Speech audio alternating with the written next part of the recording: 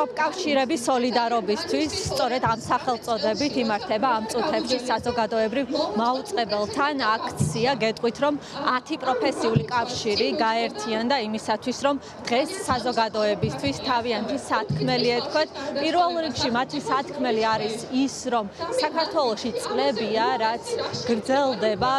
პრობლემა რომელიც ეხება დასაქმებას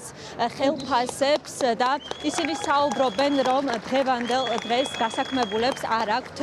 კარგი პირობები სამსახურებში ეს ეხება როგორც საჯარო სამსახურს ასევე კერძო სამსახურს და ისინი მოითხოვენ იმას რომ იყოს მინიმალური ხელფასი და დასაქმებულებს ჰქონდეთ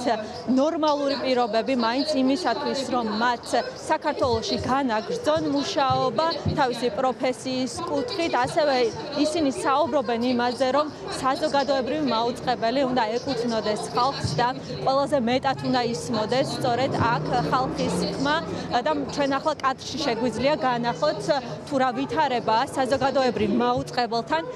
ახლა სიტყვით გამოდის ერთ-ერთი პროფკავშირის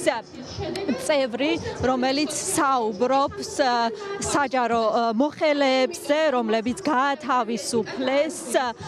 სწორედ აი მოვლენების შემდეგ როდესაც რამდენიმე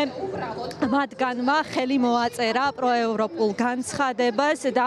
სოციალური მუშაკების გათავისუფლება ზოგადად ძალიან დიდი პრობლემა გახდა საქართველოში ჩვენ ერთ-ერთმა პროფკავშირის თავმჯდომარემ გითხრა რომ დაახლოებით 500 საჯარო მოხელე გაათავისუფლეს და ისინი იბრძვიან ახლა იმისთვის რომ მათი უფლებები აღადგინონ